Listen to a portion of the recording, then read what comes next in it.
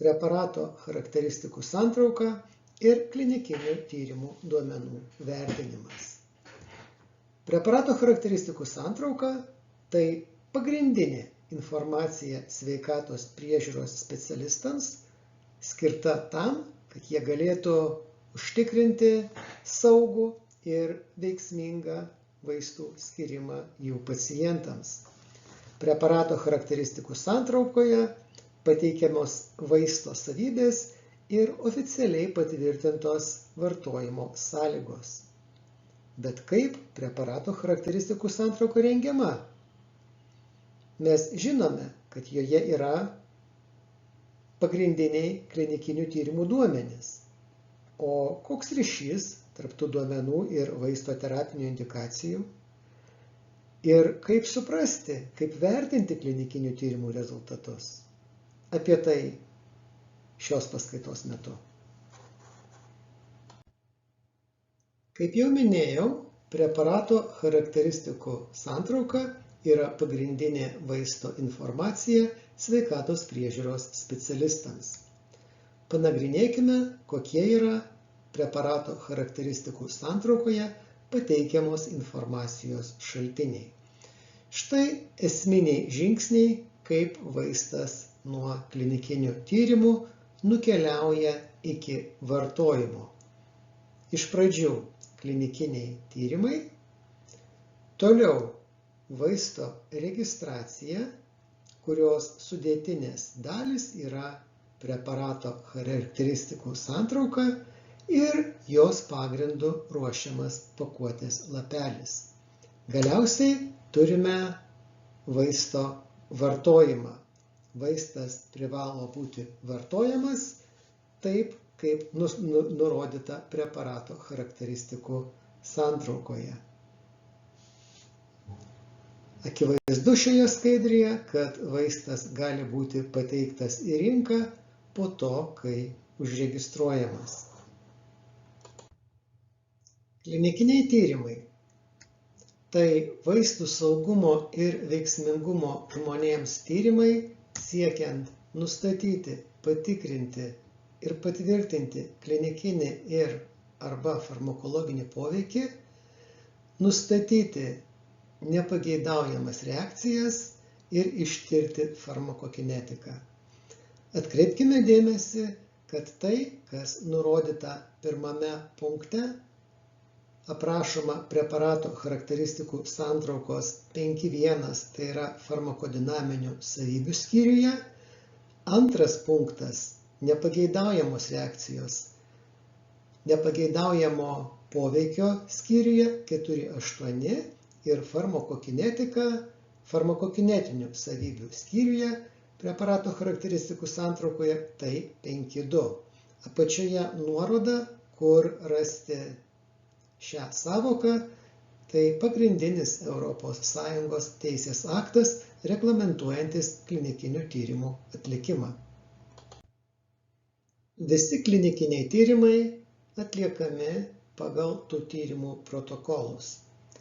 Klinikinio tyrimo protokolas – tai pagrindinis klinikinio tyrimo dokumentas.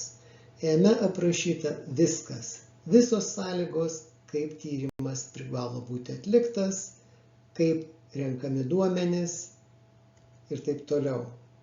Kaip matome, tyrimo tikslai, planas, metodika, statistiniai aspektai ir organizavimas – viskas turi būti čia. Klinikinio tyrimo protokolą parengė jo sponsorius, tai yra farmacinė kompanija, kuri tą tyrimą finansuoja, ir klinikinį tyrimo protokolą privalo patvirtinti dvi institucijos, tai yra įgaliotoji institucija ir etikos komitetas.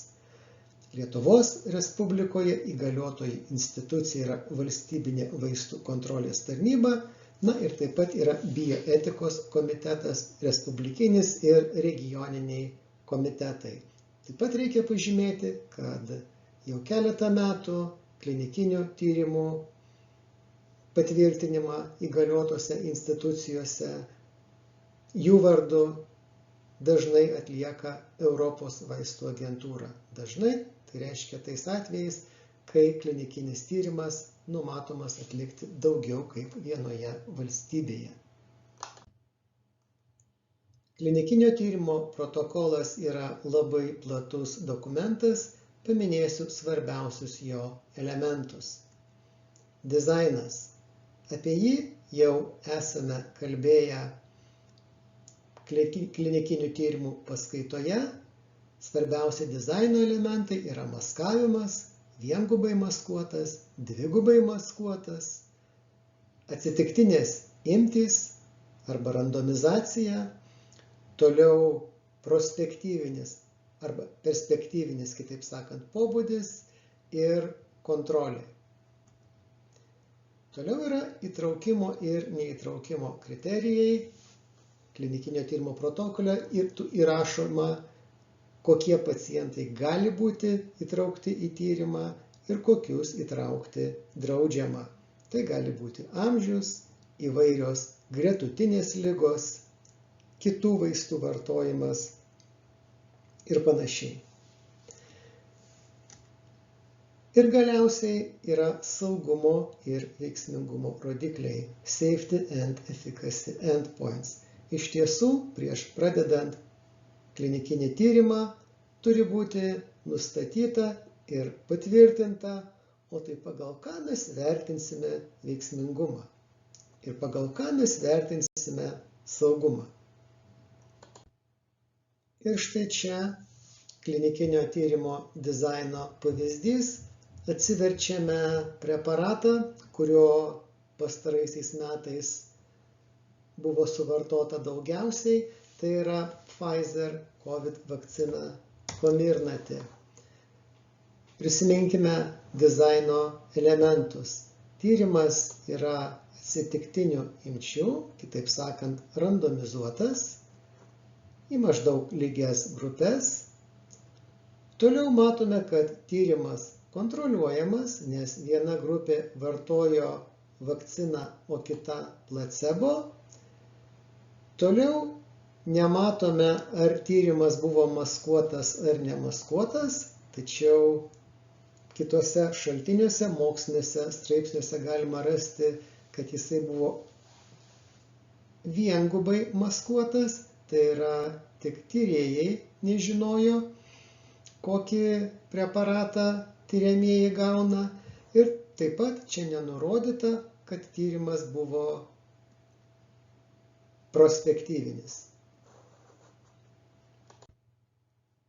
Dabar panagrinėkime įtraukimo ir neįtraukimo kriterijus, kurie pateikiami toje pačioje preparato charakteristikų santraukoje. Buvo leidžiama įtraukti tiriamuosius, kurie yra sveiki arba serga stabiliomis lėtinėmis ligomis. Neįtraukimo kriterijai buvo aktyvios ligos, dėl kurių sutrinka imuninės sistemos veikla, ir neseniai vartoti imunosupresantai. Taip pat neįtraukimo kriterijus yra COVID-19 persirgtas anksčiau. Kitaip sakant, šitų žmonių vakcinacija nebuvo pagrįsta klinikiniais tyrimais pateiktais vaisto registracijos byloje. Kaip jau minėjau, preparato charakteristikų santraukoje pateikiami tik svarbiausi dalykai. Svarbiausi neįtraukimo kriterijai. Jų tenai buvo nedaug. Įdomumo dėliai pasižiūrėkime į visus neįtraukimo kriterijus, kurie pateikiami šio vaistinio preparato klinikinio tyrimo protokole. Farmacijos kompanija, baigusi klinikinį tyrimą, privalo pateikti jo ataskaitą įgaliotajai institucijai. Gali būti reikalaujama ir tarpinių ataskaitų. Tam tikrais atvejais vaistai gali būti registruojami ir nebaigus klinikinių tyrimų su papildomais įpareigojimais tokiu atveju.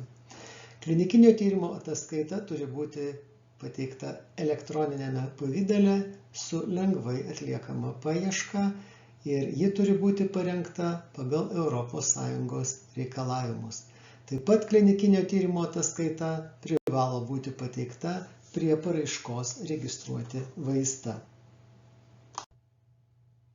Taigi, trumpą pasakojimą apie klinikinius tyrimus baigėme, pasiekėme vaistų registracijos etapą. Vaistų registracija. Vaistų registracija tai įrodymų pagrindžiančių vaisto vartojimą peržiūros ir vertinimo procesas, kurį atlieka įgaliotoji valstybės institucija. Lietuvoje tai yra valstybinė vaistų kontrolės tarnyba, visos ES valstybės turi atitinkamas institucijas taip pat. Ir dar yra Europos vaistų agentūra, kuri atlieka centralizuotą peržiūros ir vertinimo procesą valstybių narių vardu. Įregistruotą vaistą galima pateikti į rinką. Neregistruotų vaistų į rinką teikti negalima, išskyrus nustatytus labai ribotus atvejus. Prieš užregistruodama vaistą, įgaliotoji institucija, pavyzdžiui, Lietuvoje valstybinė vaistų kontrolės tarnyba, privalo įvertinti vaisto kokybę, saugumą ir veiksmingumą.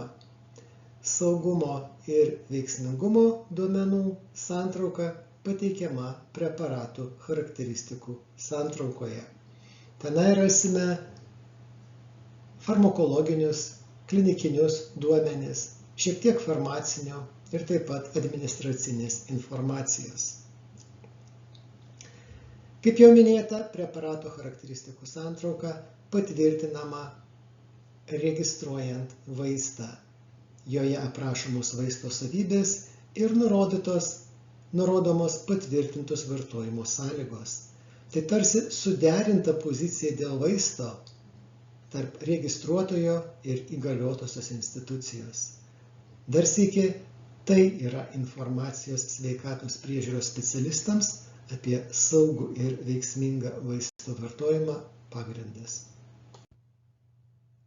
Pakuotės lapelis – tai lapelis, kurį randame vaisto pakuotėje.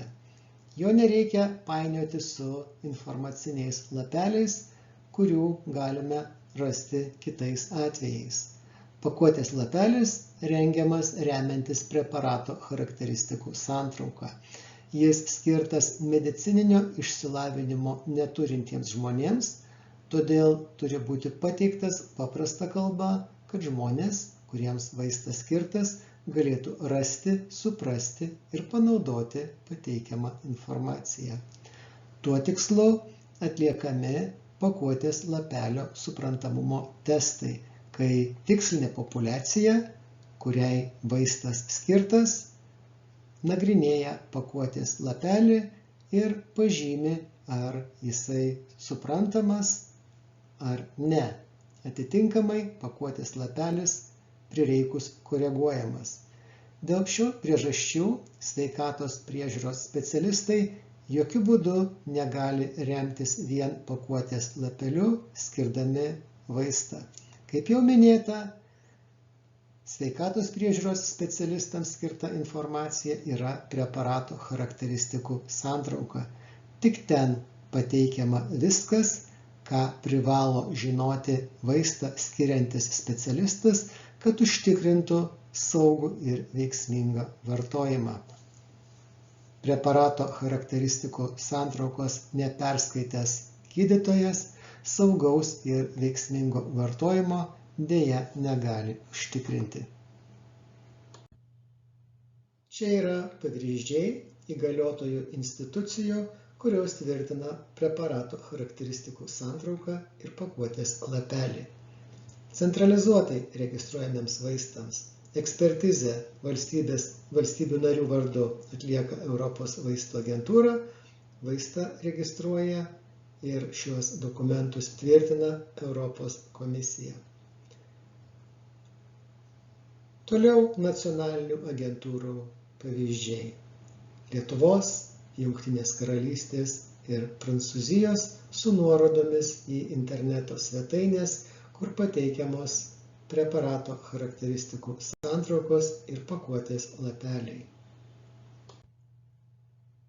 Svarbiausi preparato charakteristikų santraukos skyriai studijuojant bazinę farmakologiją. 5.1 skyriuje rasime farmakodinaminės savybės, įskaitant veikimo mechanizmą, tai yra vaisto sukeliamus pokyčius ląstelių ir molekulių lygyje, bei poveikį, tai yra vaisto sukeliamus pokyčius organų, jų sistemų ir viso organizmo lygyje. Taip pat atkreipkime dėmesį į pagrindinius veiksmingumo rodiklius pagrindinio klinikinio tyrimo metu. Yra viena pagrindinė vertinamoji baigtis, primary endpoint, ir viena arba kelios antrinės, secondary endpoints. Net jeigu preparatų charakteristikų santraukoje tiksliai neįvardyjama, tačiau dažniausiai visą tai galime rasti, ypač kalbant apie per pastaruosius kelias dešimtmečius užregistruotus vaistus. Toliau yra nepageidaujamas poveikis. Atkreipkime dėmesį, kad pakuotės lapelyje jo sinonimas yra šalutinis poveikis. Ir pagaliau farmakokinetinės savybės, kurias, kalbėdami apie atskirus vaistus, nagrinėjame mažiau, daugiau dėmesio joms skiriame įvadinėje farmakokinetikos paskaitoje bendrai. O tai kaip vis dėlto įvertinama, ar vaistas yra veiksmingas? Kaip jau minėjau, klinikinio tyrimo protokolas nustato vadinamus veiksmingumo rodiklius, efficacy endpoints. Kokie jie būna iš viso? Bendras išgyvenamumas arba bendrosios mirties rizikos sumažėjimas. Akivaizdu, kad tai yra pats rimčiausias tikslas. Jeigu jis yra pasiekiamas ir kiekybiškai tas sumažėjimas yra didelis, tai yra puiku, nieko geriau būti negali. Toliau mirštamumo nuo tam tikros rizikos, nuo tam tikros ligos rizikos sumažėjimas, jis gali turėti įtaką bendrajam mirštamumui, bendrajam mirtingumui, bet nebūtinai. Į šią eilutę reikėtų jau žiūrėti kritiškiau. Pavyzdžiui, yra tam tikri vaistai statinai, jie yra skirti lipidų koncentracijai mažinti ir kardiovaskuliniai rizikai mažinti, tai daugeliu jų yra įrodytas kardiovaskulinės rizikos sumažėjimas, tačiau mirties rizikos sumažėjimas aplamai kelia žymiai daugiau klausimų. Toliau yra išgyvenamumas neprogresuojant ligai. Kalbant apie vaistų nuo vėžio tyrimus, galime pasakyti, kad suprantama, kad geriausias rodiklis yra bendras išgyvenamumas, pagerėjęs, pailgėjęs gyvenimas. Išgyvenamumas neprogresuojant ligai yra klausimas su niuansais. O tai ar ilgiau išgyvenęs žmogus neprogresuojant ligai ilgiau išgyvens aplamai, o gal tą naudą gyvenimo kokybės požiūriu nusveria nepageidaujamos reakcijos. Gal žmogus neprogresuojant vėžiui mirs nuo nepageidaujamų reakcijų, nes puikiai žinome, kad vaistai vėžiui gydyti yra gana toksiški dauguma. Toliau turime gyvenimo kokybės pagerėjimą. Čia yra subjektyvus rodiklis, jisai fiksuojamas pagal tam tikrus klausimynus. Toliau turime sunkios ligos rizikos sumažėjimą. Kiekvieną kartą panagrinėkime kritiškai, o kas yra ta sunki liga, kur sužinoti. Ta apibrėžti turi tas pats klinikinio tyrimo protokolas ir dažnai ta informacija būna pateikiama ir preparatų charakteristikų santraukoje. Toliau simptominės ligos rizikos sumažėjimas. Kas yra ta simptominė liga? Na, paprastai tai būna koks nors laboratorinis ligos įrodymas ir koks nors simptomas. Kiek iš to naudos, pagalvojame kritiškai. Ir galiausiai yra laboratoriniai rodikliai, tai pavyzdžiui, antikūnų koncentracijos padidėjimas, gliukozės koncentracijos sumažėjimas, glikozilinto hemoglobino koncentracijos sumažėjimas. Beje, prisiminus antilipideminius vaistus, reikia pasakyti, kad vieninteliams statinams yra įrodytas kardiovalstybingulinio mirtingumo sumažėjimas, visų kitų antilipideminių vaistų vartojimas deja remiasi vien palankiais lipoproteino koncentracijų pokyčiais, tačiau turime pavyzdžių, kai palankiai pakitus lipoproteino koncentracijai jokios naudos žmogui nebuvo. Pavyzdys, prieš 15 metų nikotino rūgšties vartojimas ES buvo uždraustas, po to, kai paaiškėjo, jog jos preparatais papildžius gydymą statinais, nors sureguliuojama lipidų koncentracija kraujyje žymiai geriau, tačiau jokios naudos nepasireiškė, tik padidėja sunkių, nors ir nemirtinų, nepageidaujamų reakcijų rizika. Pavyzdžiui, infekcijos rizika padidėja, kraujavimo ir panašiai.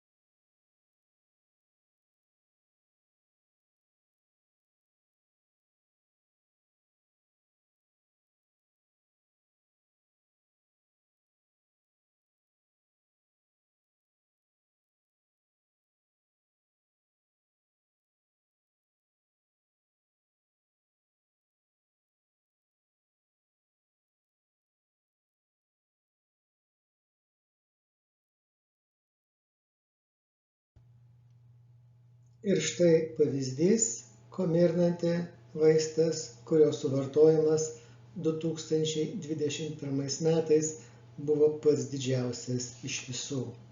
Aš visada rekomenduoju vertinti duomenis kritiškai. Taigi, 5.1. Ką mes čia sužinome? Tai yra modifikuota informacinė RNR nanodalelėse. Lipidinės nanodalelės suteikia galimybę patekti tai RNR į šeimininko ląsteles ir ten tiesiogiai laikinai išreikšti koronaviruso S antigeną. Tokiu būdu ląstelės, į kurias patenka mRNR, pateikia tą antigeną savo paviršiuje ir sužadina imuninį atsaką. Tokios ląstelės tampa organizmui svetimomis, jos imuninį atsaką sukuria, o pačios didžiąja dalimi žūsta. Ir sukeliamos to žuvimo pasekmės priklauso nuo to, kokiame audinyje tai vyksta ir kokios apimties yra tas žuvimas. Skirtumas nuo įprastinių vakcinų yra tas, kad šie mRNR preparatai patys antigeno neturi. Tai yra visiška naujiena medicinos istorijoje. Dabar pavyzdys. Grįžtame prie vaisto, kurio suvartojimas 2021 metais buvo didžiausias.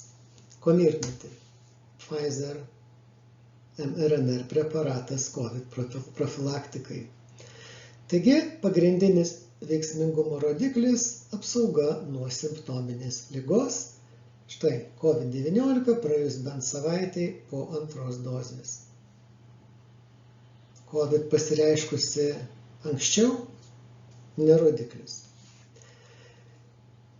O kas ta simptominė liga?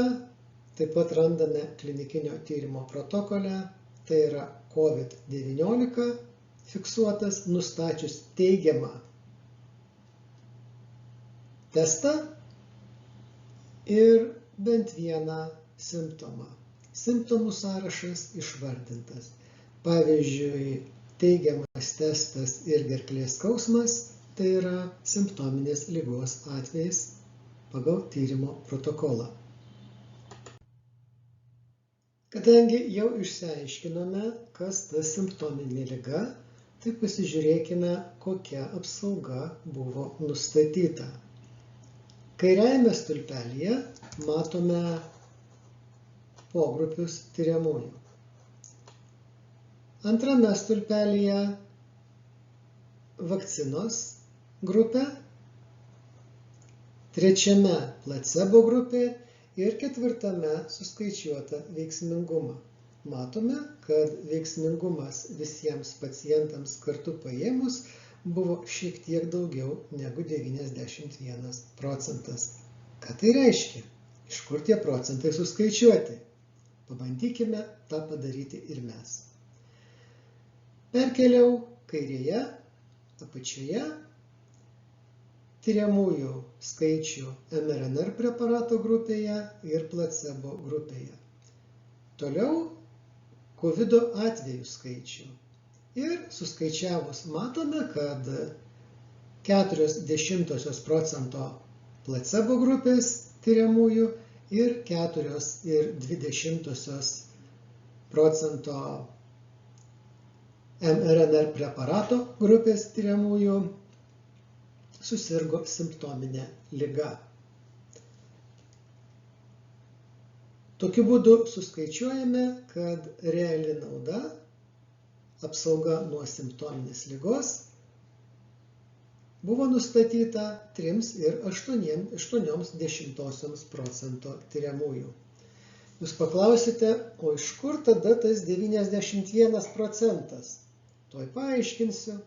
Bet prieš tai noriu pasakyti, jog Europos vaistų agentūros nustatyti reikalavimai preparato charakteristikų santraukai nurodo, kad poveikio dydis turi būti pateikiamas absoliučiais skaičiais. Santykinių dydžių negalima pateikti be absoliučių. Deja, COVID laikotarpiu šitas reikalavimas buvo pamirštas ir tie didžiuliai procentai nemaža dalimi klaidino sveikatos priežiūros specialistus. Taigi, iš kur tas 91 procentas? Jeigu be intervencijos, tai yra minėto mRNA preparato, COVID būtų susirgę 4,2%, 3,8% mes apsaugojome, tai matome, kad apsaugojome 91% žmonių, kurie būtų be intervencijos susirgę. O dabar jūs paklausite, ką? Praktiškai kiekvienas susirgo COVID-u, o jūs kalbate apie 91% veiksmingumą įrodyta pagrindinio klinikinio tyrimo metu. Kas čia per nesąmonės? Pasirodo, tam yra paprastas paaiškinimas. Pagrindinio tyrimo metu kontroliuojama fazė, kurios metu ir buvo gauti šie duomenys. Taigi ta fazė truko iki 6 mėnesių. Ir čia turėčiau atkreipti dėmesį į 2 terminus. Vienas yra idealusis veiksmingumas, tai tas, kuris nustatomas klinikinių tyrimų metu. Kitas yra veiksmingumas klinikinėje praktikoje, tai, kas atsitinka realaus gyvenimo sąlygomis. Dažniausiai šie rodikliai būna artimai susiję. Veiksmingumo klinikinių tyrimo metu angliškas atitikmuo yra efficacy, o praktinio veiksmingumo effectiveness. Ir šiuo atveju dėja vėliau paaiškėjo, kad ryšio tarp šių dviejų rodiklių nėra. Tikėtina, kad jeigu klinikinis tyrimas, tiksliau jo maskuotoji fazė, kurios metu šitas rodiklis buvo skaičiuotas, būtų trukusi gerokai ilgiau, tai skaičius būtų artimas dėja nuliui. Antrinė vertinamoji baigtis – sunkios ligos rizikos sumažėjimas.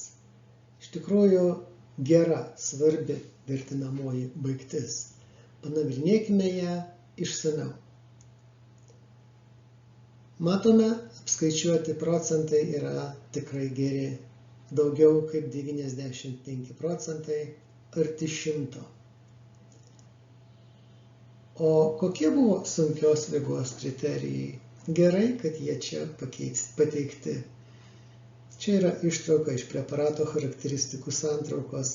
Kvėpavimo nepakankamumas, šokas, sunki inkstų, kepenų arba nervų sistemos disfunkcija, patekimas į reanimaciją ir mirtis abejonių nekelia. Tačiau šalia viso to matome ir klinikinius požymius ramybėje, rodančius sunkią sisteminę ligą. Kvėpavimo dažnis, širdies susitraukimo dažnis. Iš tikrųjų, tokie skaičiai rodo didelę problemą.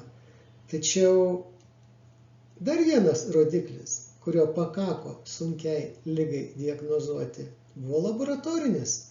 Deguonies įsotinimas mažesnis kaip 93 procentai, būnant kambario ore, jūros lygyje. Kitaip sakant, žmogui besijaučiančiam gana normaliai buvo nustatoma sunki liga pagal vienintelį šį rodiklį. Ir labai negerai, kad mes neturime sužinoti galimybės, kiek žmonių atitiko tik šį kriterijų. Toliau, o kiek laiko truko stebėjimas? O stebėjimas truko iki 2021 metų kovo 13. Todėl akivaizdu, kad šitie duomenys yra taikytini tik pradiniai atmainai Vuhano ir alfa atmainai, kurios plito tuo metu. Stebėjimo trukmė dėja buvo tik iki 6 mėnesių.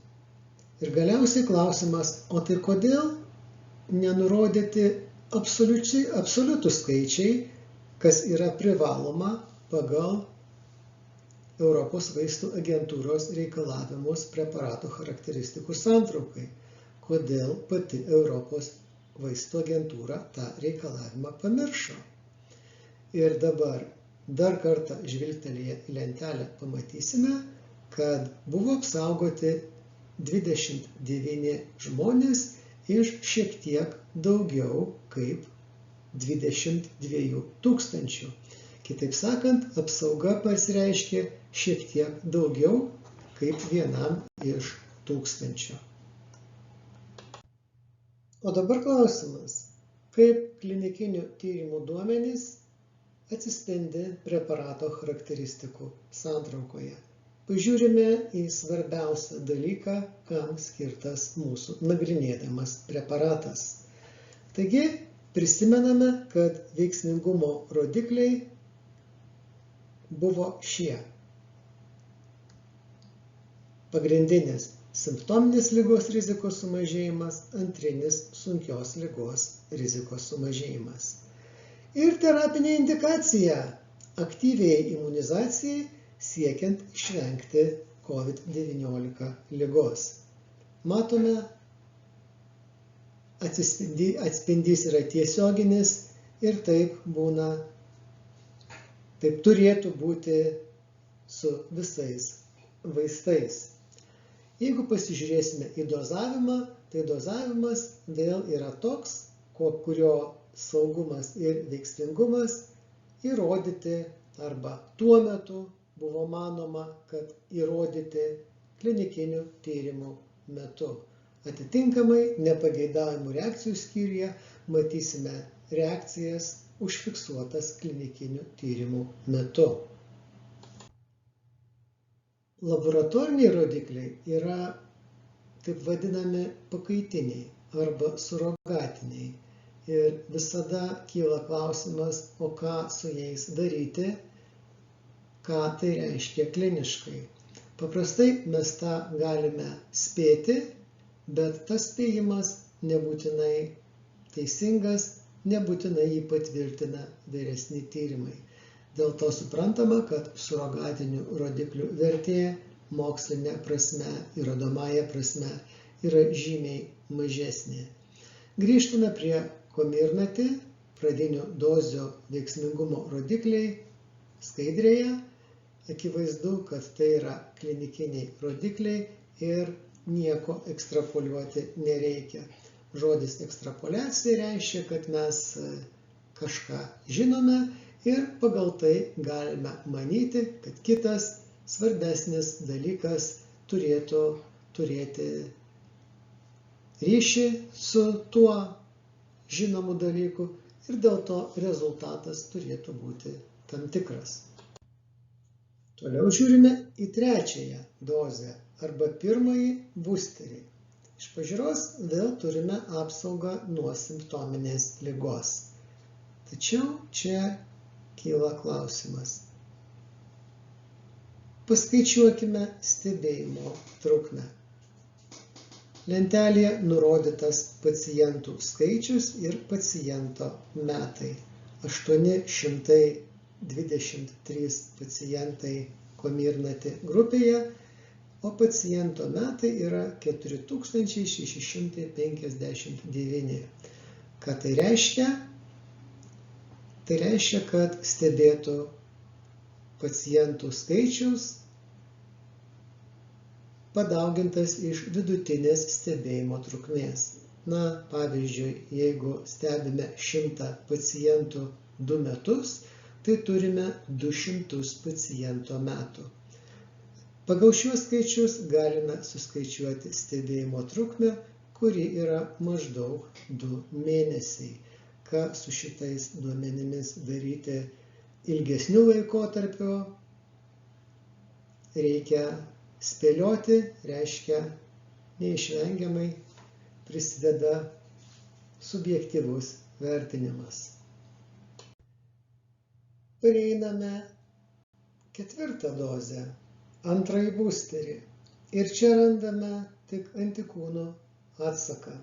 Kitaip sakant, klinikinių tyrimų mes čia neturime, galime ekstrapoliuoti, galvodami, kiek naujosis preparatas pritaikytas esamoms atmainoms, kiek pasikeitęs tų atmainų pavojingumas ir koks turėtų būti rizikos ir naudos santykis, remiantis vien panašių antikūnų padidėjimu.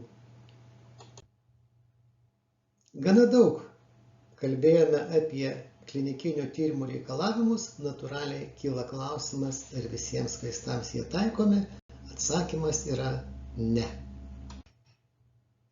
Klinikinių tyrimų reikalavimai netaikomi tradiciniams augaliniams vaistams ir homeopatiniams vaistams.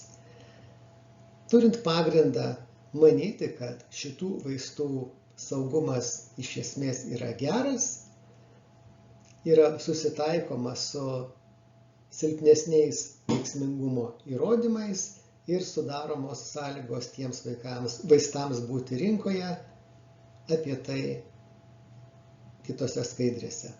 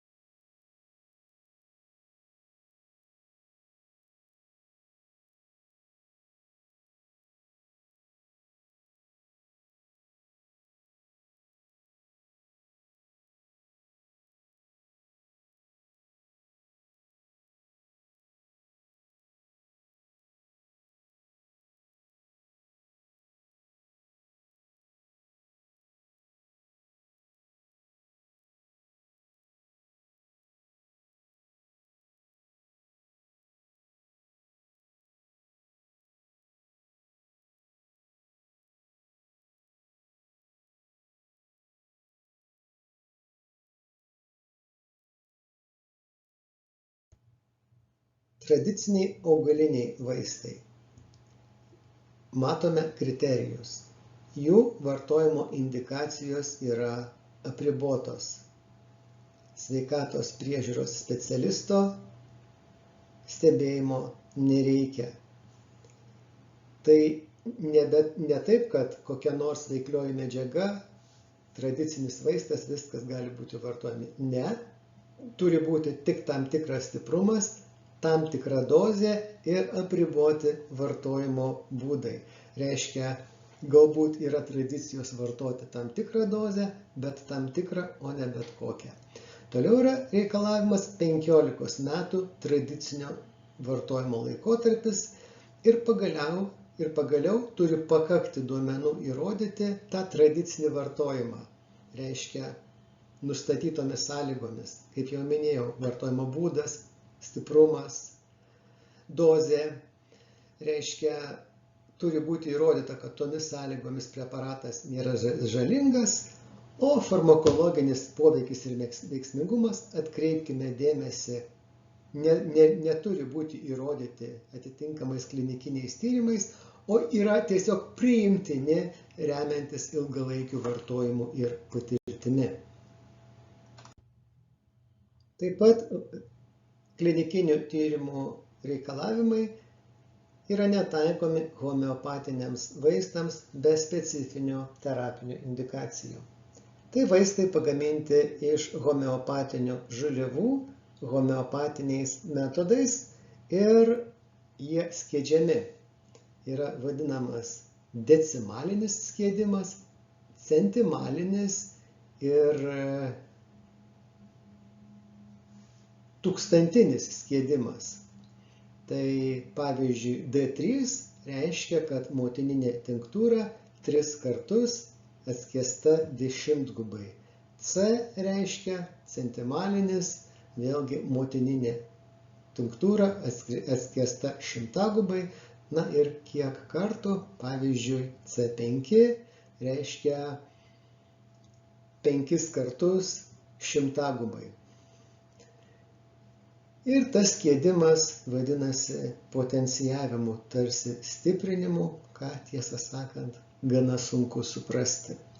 Homeopatija yra alternatyvios medicinos sistema, kuri remiasi doktrina, kad panašus gydo panašų. Taip sakant, medžiagos, sukeliančios simptomus sveikiems žmonėms, mažomis dozėmis šalina panašius simptomus ligoniams.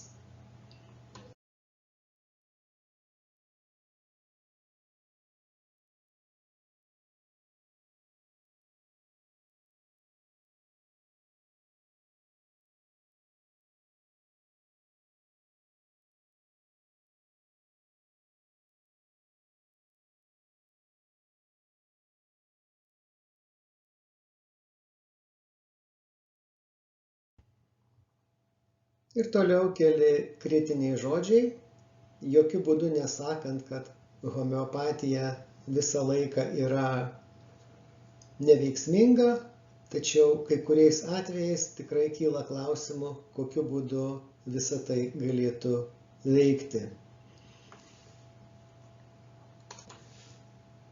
Apačioje teksto iš Pasveik LT nuotraukėlė, ne tam, kad dėtis į galvą kaip gryną tiesą, o tam, kad matytume pavyzdį. Štai pavyzdžiui, 30D atskiedimas, matome jį apačioj, reiškia, kad motininė tinktūra 30 kartų atskiesta 10-gubai, 200C reiškia, kad jinai 200 kartų atskiesta 100-gubai. Ir toliau oscilokokcinas. Neįtikėtina tai, kad iš tikrųjų jo sudėtyje nėra tokių medžiagų, kurios sukeltų sveikiems žmonėms panašių simptomų, kuriems gydyti šitas preparatas skirtas. Tai yra, jis gaminamas iš ančių, tam tikros ančių rūšies, kepenų ir širdies ekstrakto.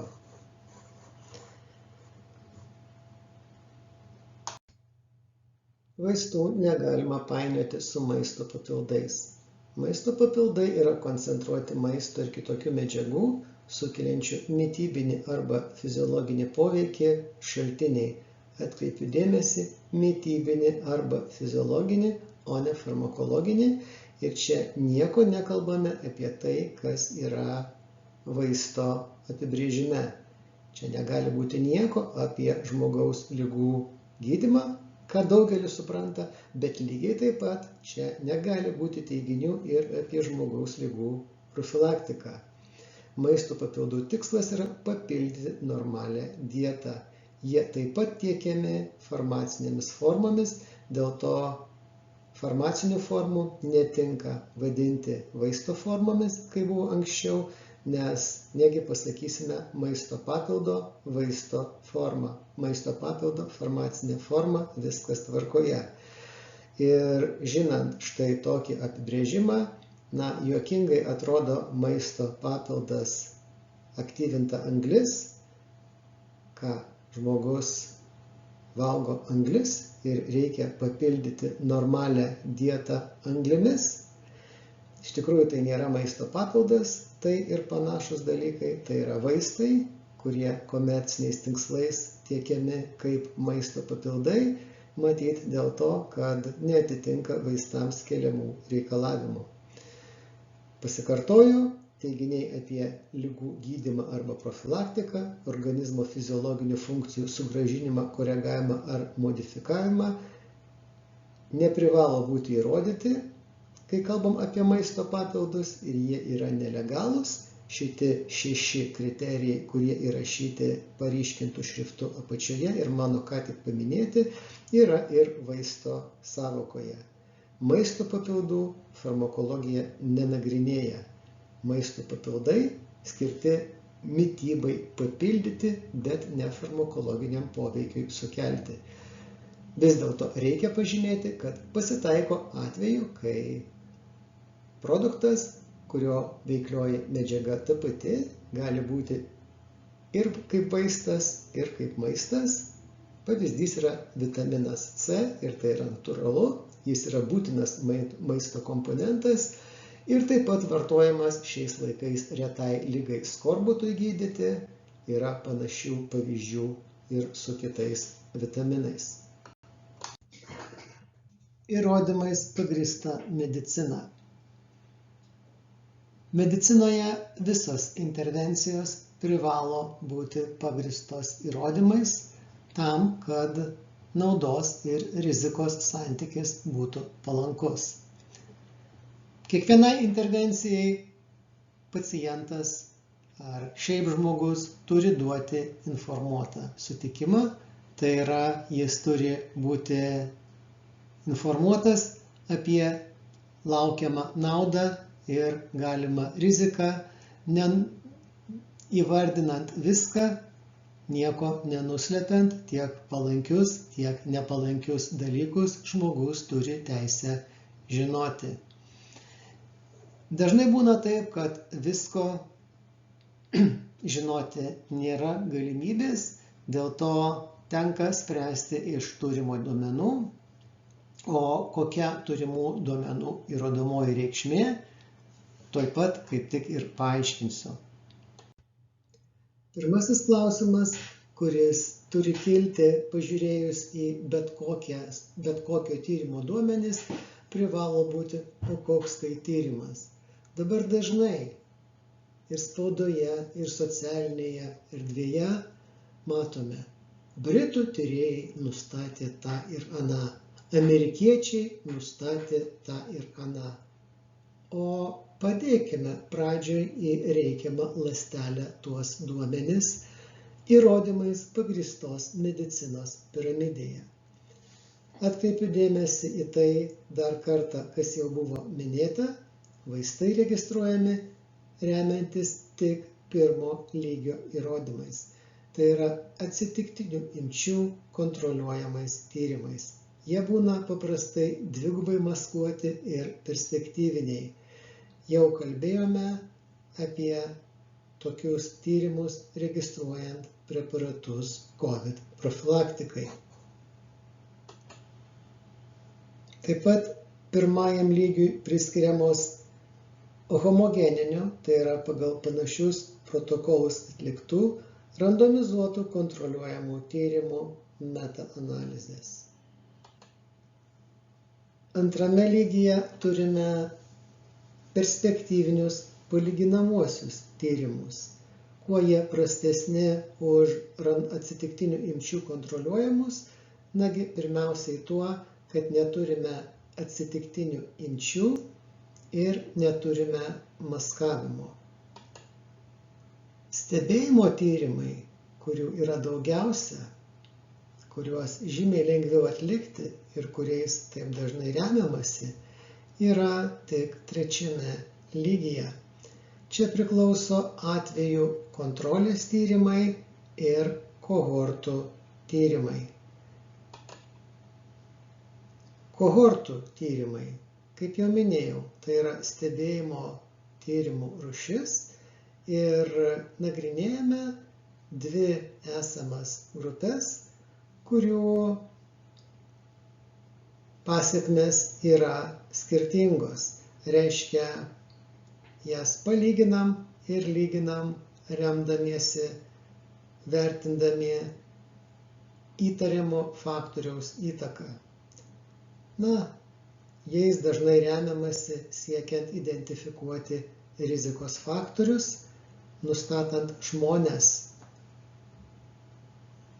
kurie susirgo liga, tai yra atvejai su žmonėmis, kurie ta liga nesusirgo. Tarsi kontrolė. Dėl to ir sakom atvejų kontrolės case control tyrimas. Tie tyrimai daug pigesni, bet ir šalutinių faktorių įtaka didesnė. Pavyzdžiui, kaip rūkymas įtakoja plaučių vėžio riziką. Tai atvejai bus žmonės sergantis plaučių vėžiu, kontrolė žmonės nesergantis plaučių vėžiu. Ir skaičiuojame, kiek vienoje ir kitoje grupėje yra rūkančių. Toliau kohortų tyrimai. Kohorta tai grupė žmonių, kuri turi tam tikrą bendrą savybę arba, kas nors jiems įvyko tam tikru laikotarpiu. Pavyzdžiui, gimė tam tikru laiku arba paskiepyti, arba tokie, kuriems atlikta kokia nors kita medicininė procedūra. Ir tada mes lygitam kohortas tarpusavyje arba su bendra populiacija. Sakykime, paimam žmonės gimusius 1943 metais Antrojo pasaulinio karo metu ir nagrinėjame, o kaip skiriasi jų galimybės įgyti išsilavinimą palyginti su bendra populiacija, o kaip skiriasi jų gyvenimo trukmė, o kaip skiriasi jų kardiovaskulinė rizika ir taip toliau. Toliau, ketvirtame lygyje, turime atvejų grupės. Sakykime, nemažam skaičiui žmonių, turinčiam tam tikrą problemą, užfiksuota kokia nors patologija. Sakykime, prieš kelis metus reanimacijose daugumą sudarė, COVID reanimacijose daugumą sudarė neskiepyti. Šito įrodomoji vertė yra ketvirtame lygyje, kadangi mes neatsižvelgiame į daug įvairiausių faktorių, pavyzdžiui, o kiek buvo kitose reanimacijose, o kiek mirė nuo kitų ligų ir taip toliau. Penktame lygyje turime ekspertų nuomonės, atvejų pranešimus ir asmeninius stebėjimus. Deja, praktikoje stebime tokią situaciją, kad apie įrodymų lygius negalvojama ir 4 lygio įrodymai priešpastatomi 1 lygio įrodymams, kas yra absoliučiai nerimta. Žemesniųjų lygių įrodymai yra skirti tik hipotezėms kurti arba tais atvejais, kai aukštesnio lygio įrodymų negalima gauti. Dar sykį pažymiu, kad atsakomybė už 1 lygio įrodymų surinkimą tenka farmacijos kompanijai, kuri organizuoja ir remia klinikinį tyrimą, ir ta atsakomybė dalijasi įgaliotojų institucija, kuri patvirtina to klinikinio tyrimo protokolą. Išsamiau apie tyrimų įrodomąją vertę. Aukščiausias įrodymų lygis yra randomizuoti kontroliuojami tyrimai, pavadinimas yra sutrumpintas, iš esminių dizaino elementų, tačiau iš viso svarbus dizaino elementai yra dažniausiai 4. R raidė reiškia randomizaciją, tai yra atsitiktinė atranka, kai visi įtraukimo kriterijus atitinkantis ir neturintis neįtraukimo kriterijų tiriamieji turi vienodas galimybės patekti į vieną ir kitą grupę. Iš tikrųjų, tokiu būdu užtikriname grupių homogeniškumą, vienodumą tam, kad tyrimų rezultatai būtų maksimaliai kokybiški. Toliau yra reikalingas maskavimas. Dažniausiai tokie tyrimai būna dvigubai maskuoti, dar galime vadinti dvigubai koduotais arba dvigubai anklais, angliškai double blind. Tai yra svarbu siekiant išvengti galimos tyriamojo ar tyrėjo įtakos tyrimų rezultatams. Iš tikrųjų, puikiai žinome, kad egzistuoja taip vadinamas placebo poveikis, kai jis pasireiškia dėl to, kad tyriamasis tiesiog įtiki vaisto veikimu. Lygiai taip pat ir tyrėjas gali atlikti kažkokius veiksmus, sąmoningai ar ne, tais atvejais, kai jisai žino, kuriai grupė priklauso tyriamasis. Toliau tyrimas turi būti kontroliuojamas, reikalinga lyginamoji grupė, nes kaipgi mes įvertinsime intervencijos naudą ir žalą, jeigu mes neturėsime su kuo palyginti. Ir galiausiai tyrimas turi būti perspektyvinis. Tai yra, užfiksuojame tyriamąjį įtraukimo momentu ir renkame visą informaciją numatytą klinikinio tyrimo protokolo, nustatytą laiką renkame tą visą informaciją. Tai toks yra aukščiausias įrodomosios medicinos tyrimų lygis, randomizuoti klinikiniai tyrimai, tie, kuriais remiasi vaistų registracija. Toliau yra antras lygis kohortų tyrimai, skliausteliuose matome P reiškia perspektyviniai ir matome, kad jau neturime atsitiktinių imčių, reiškia tos grupės ar kohortos nebūtinai yra tokios homogeniškos kaip randomizuotų tyrimų metu. Toliau neturime maskavimo, reiškia galima šiokia tokia tiek tyrėjo, tiek tyriamųjų įtaka rezultatams. Tačiau turime kontrolę ir turime perspektyvinį pobūdį.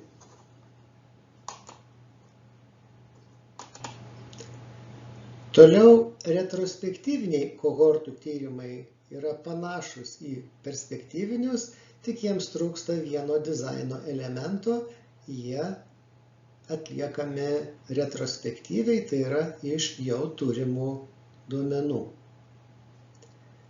Aišku, dėl to įrodymų lygis dar žemesnis.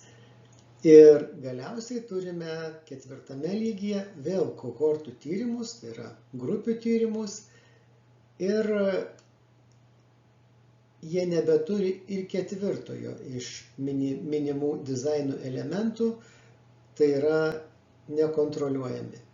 Čia pat reikia pažymėti, kad visi šie tyrimai, išskyrus pirmąjį lygį randomizuotus kontroliuojamus tyrimus, yra taip vadinami stebėjimo tyrimai, tai yra pacientų įtraukimas į tyrimą yra nepriklausomas nuo gydymo ar kitos intervencijos paskyrimo. Toliau yra dar kitokie tyrimai, kai neturime atskirų grupių, tačiau tam tikrą įrodomąją vertę jie turi ir iš tų kitų tyrimų reikia pažymėti atvejų kontrolės tyrimus, kurie net yra trečiame lygyje šalia retrospektyvinių kohortų tyrimų. Taigi, atvejų kontrolės tyrimų metu imami kokios nors ligos atvejai, sakykime, miokardo infarkto atvejai ir stengiamasi įvertinti, kokie faktoriai turėjo įtakos tam miokardo infarktui. Sakykime, paėmėme kelių tūkstančių žmonių patyrusių miokardo infarktą grupę ir žiūrime, kiek ten buvo rūkančių, kiek ten buvo turinčių padidėjusi cholesterolio koncentraciją, kiek ten sergančių diabetų, kiek paskiepytų mRNR vakcinomis, kiek ten yra sportuojančių ir nesportuojančių.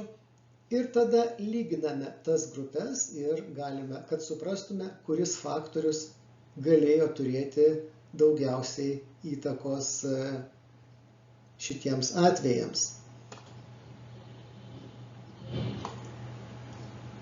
Toliau turime atvejų grupės. Na, vėl pavyzdys galėtų būti ligonių paskiepytų nuo COVID ir nepaskiepytų nuo COVID skaičius ligoninėse. Pagal tai galime daryti prielaidas dėl intervencijos veiksmingumo, bet jokių būdų negalime daryti išvados. Toliau yra ekspertų nuomonės, atskiri išnagrinėti atvejai, asmeninė patirtis. Tai yra apatinis įrodymų lygis. Aišku, kad tuo nieko neįrodoma, tačiau tai gali leisti daryti pagristas prielaidas ir kelti hipotezes ir jų pagrindų galima atlikti aukštesnio lygio tyrimus ir galbūt tas hipotezes įrodyti. Ir pagaliau apačioje matome baziniai duomenys, gyvūnų tyrimai, tyrimai in vitro, mintys įvairios, spekulacijos. Tai irgi hipotezės galėtų tokiu būdu atsirasti, kurias, aišku, reikia patvirtinti. Visus įrodymus, net pirmo lygio tyrimų, turime vertinti kritiškai. Štai pagrindiniai klausimai, kuriuos turime iškelti, žiūrėdami į klinikinio tyrimų duomenis. Ar tinkamai parinkti veiksmingumo ir saugumo rodikliai? Kalbant apie tą patį mRNR preparatą COVID profilaktikai, turbūt daugeliui kiltų pirmas klausimas, o tai kokia buvo nustatyta apsauga nuo mirties? To atsakymo preparato charakteristikų santraukoje nerasime ir klinikinių tyrimų publikacijose, nebent pasižiūrėtumėm labai giliai į papildomus priedus. O juk tai pagrindinis dalykas, kas rūpėjo žmonėms ir kas turi būti labai svarbu. Kalbant apie saugumo rodiklius, matome daug informacijos apie labai dažnus trumpalaikius sutrikimus po eilinės dozės, tačiau žymiai mažiau stebėta ilgalaikių ir žymiai mažiau dėmesio skirta ilgalaikių ir pavojingų sutrikimų stebėjimui. Na, pavyzdžiui, klinikinių tyrimų metu, klinikinių tyrimų, kuriais remiasi registracija, nevertinta, o kokia yra autoimuninių ligų rizika, kardiovaskulinė rizika, vėžio rizika ir taip toliau. Toliau ar tinkami įtraukimo ir neįtraukimo kriterijai. Jau minėtų atveju mums tikriausiai labiausiai norėtųsi sužinoti, o kaip šitas preparatas padėjo rizikos grupėms, kadangi jiems COVID-19 kelia didžiausią pavojų. Deja, daugiau kaip 90% į klinikinius tyrimus įtrauktų tyriamųjų buvo jauni ir sveiki žmonės, reiškia tyriamosios populiacijos norėtųsi kitokios. Toliau dizainas. Prisimename, kad tie tyrimai buvo atsitiktinių imčių, labai gerai, perspektyviniai, labai gerai, kontroliuojami placebo, labai gerai ir palyginamieji. Kaip ir viskas tvarkoje, labiausiai, kas kelia nerimą, tai yra tyrimų trukmė, tiksliau kontroliuojamos fazės trukmė. Tyrimas dėja neatsakė į klausimą, ar nesumažėja preparato veiksmingumas laikui bėgant, į tai dėja atsakė klinikinė praktika realaus gyvenimo sąlygomis. Toliau, ar kontrolinės grupės atspindi rizikos stratifikaciją. Prisimename, buvo iki 16 metų, toliau iki 64 ir toliau vyresni. Na, matyt, norėtųsi čionai rizikos grupių, sergančių diabetu, sergančių vėžiu, sergančių kardiovaskulinėmis ligomis ir panašiai. Tai yra tų žmonių, kuriems tas preparatas labiausiai galimai galėjo būti reikalingas. Deja, pagal klinikinio tyrimo protokolą vėžys buvo neįtraukimo kriterijus. Sergančiųjų vėžių buvo neleidžiama įtraukti į tyrimą, panašiai kaip nėščiųjų ir žindyvių. Toliau klausimas, ar buvo surinkta visa svarbi informacija. Tai vėl galima pakartoti, kad deja sudėtinga su informacija apie įtaką mirties rizikai, apie įtaką autoimuninių ligų rizikai, vėžio rizikai ir kardiovaskuliniai rizikai. Toliau klausimas yra protokolo ir geros klinikinės praktikos taisyklių pažeidimai. Būna atveju, kai vaisto registracija panaikinama paaiškėjus grubiems pažeidimams klinikinių tyrimų metu. Būna, kad vaistai neužregistruojami, kadangi prieš registraciją atliekama inspekcija nustato kritinių trūkumų, kurie gali turėti esminės įtakos tyrimų duomenims arba tyriamųjų gerbūviui. Ir pabaigai santrauka to, kas buvo pagrindinis šios paskaitos tikslas. Panagrinėkime įvairių preparatų charakteristikų santraukas. Nuo vėžio, nuo diabeto, antilipideminių ir įvairių kitų, kurie mus domina. Pagalvokime, kam tie preparatai skirti. Jeigu tai yra tiesiog skausmo malšinti skirtas vaistas, mes tiek daug duomenų neturėsime, jų matyti ir nereikia. Tačiau jeigu tai yra ilgalaikiam gydymui skirtas vaistas, tikintis ilgalaikės naudos sveikatai, tai panagrinėkime. Turint gerus pagrindus ir motyvacijos, paaiškės neatrastas pasaulis, tapsite kito lygio specialistais. Kritiškai vertindami gebėsite savarankiškai daryti išvadas.